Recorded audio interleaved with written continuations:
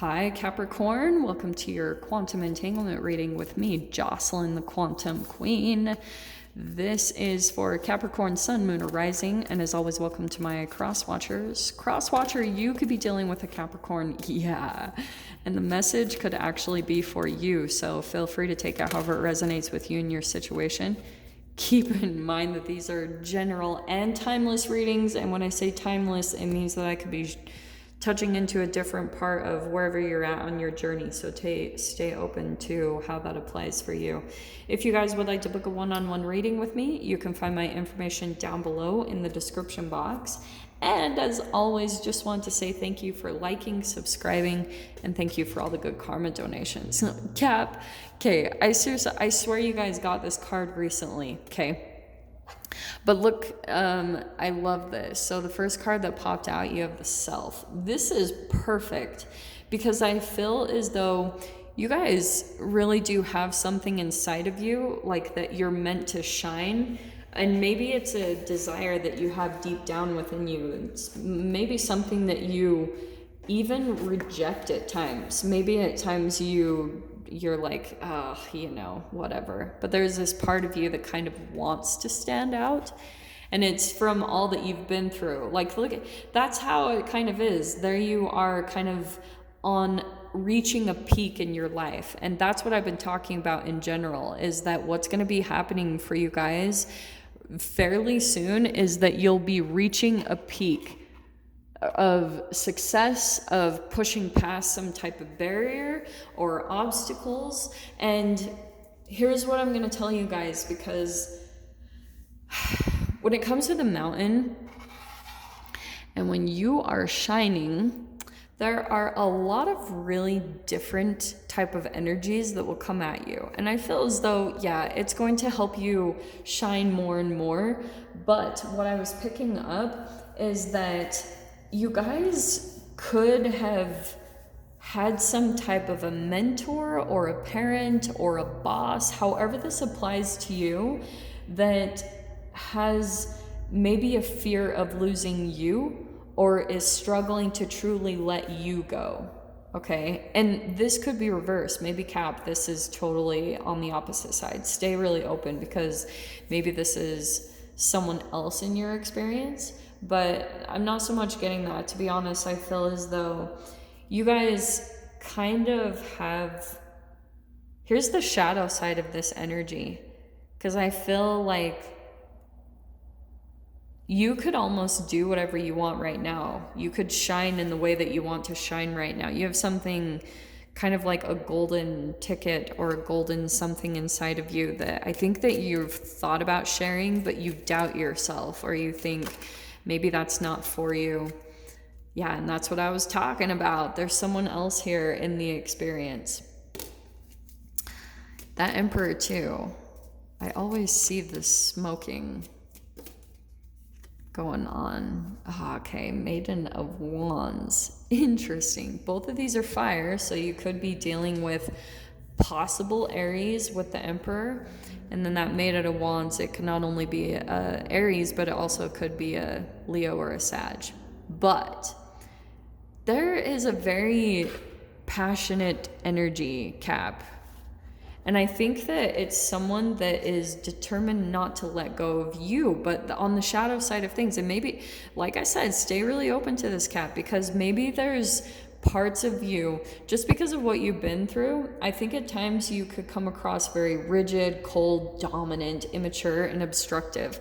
Now, I'm saying this all with love because my Venus is in Capricorn, and I know that when I'm in like loving relationships, I come across as really cold. And which isn't true at all. Like, I am a Pisces, and that's like, what? But I know when it comes to certain type of intimate relationships, I could come across as very serious, like very like not messing around, really serious about commitment and following through on things. And that's kind of what I'm picking up in this dynamic that you guys are going through, because there could be someone here in your experience that you feel as though they just kind of run amok.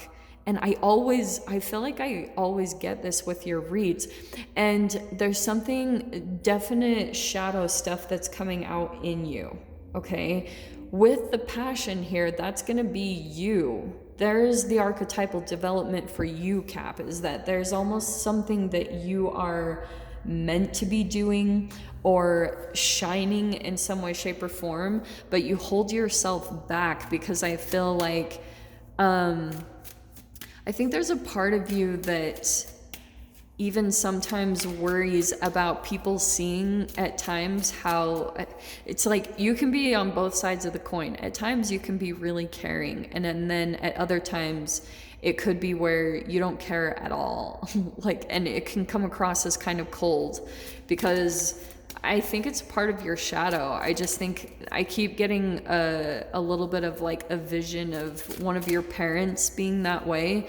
So I feel as though at times like you shift in your relationships vibrationally between like being really caring and nurturing, and then all of a sudden it can shut off like a light switch. Like you're just like, boom, it's done, I don't care.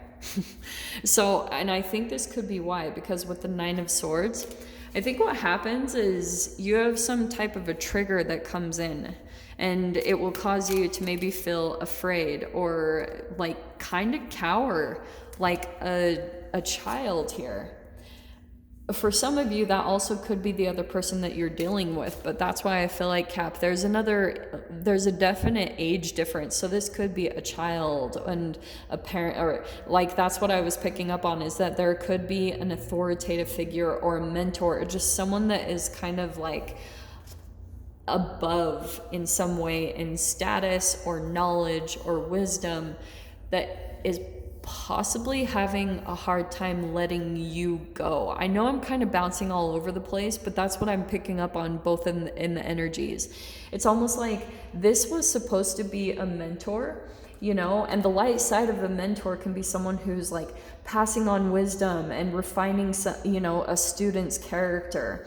But I feel as though at times it's pulling into the shadow where this person kind of sees that you have this uniqueness, or, you know, all of these really powerful attributes. Like this is you, the goat and the mountain, able to scale impossible heights, you know, attain crazy goals that most normal humans wouldn't be able to. But with the shadow side, I feel as though it could be like an inability to let you, or vice versa, to move on to the role of being a master yourself. So you could have someone that's kind of like imparting false instructions to you.